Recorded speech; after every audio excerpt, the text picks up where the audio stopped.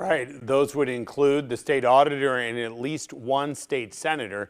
Now, Gary Barta has been the University of Iowa's athletic director while the department has settled 4 different discrimination lawsuits during his tenure. And that includes the latest one where it's agreed to pay $4.2 million to 12 former Hawkeye football players who say they had faced racial discrimination during their time in the program.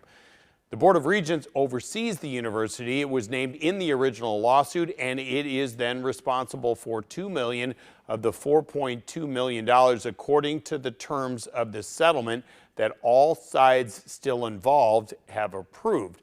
So that, of course, means the taxpayers are paying that $2 million. If a snowplow driver blows through a stop sign and totals somebody's car and sends them to the ICU, the state's going to pay for that, right? And that's typically the kind of stuff that we see. But when it's something like this, where there's a lot more questions that need to get asked as to what's going on, I'm going to ask those questions, and I think that that's my job. I've gotten plenty of phone calls. Some folks have been angry, other folks have been supportive.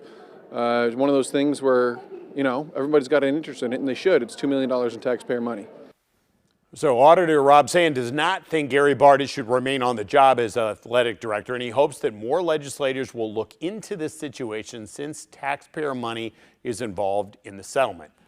One state senator, a Republican, says Barta has to leave and that lawmakers should possibly hold up next year's budget for the Board of Regents until he goes. The other co-workers that I visited with, both in the House and the Senate, do think it's unfair. It shouldn't be burdened with our taxpayers, and I know we're going to be having conversations. Now, there is no guarantee that those conversations will lead to any action this year by the legislature. The settlement has already been approved, including the taxpayer $2 million share here.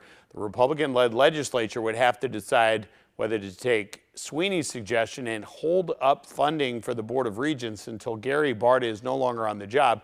That could be a significant step considering the Republican Attorney General, the Republican State Treasurer, both have already approved the settlement. We have not received any comment back from Governor Reynolds about her views on what has happened here. And I think it's important as well, Dave, it's not one person that can make this decision. It's a collective group of people regarding Barta's future and funding as well.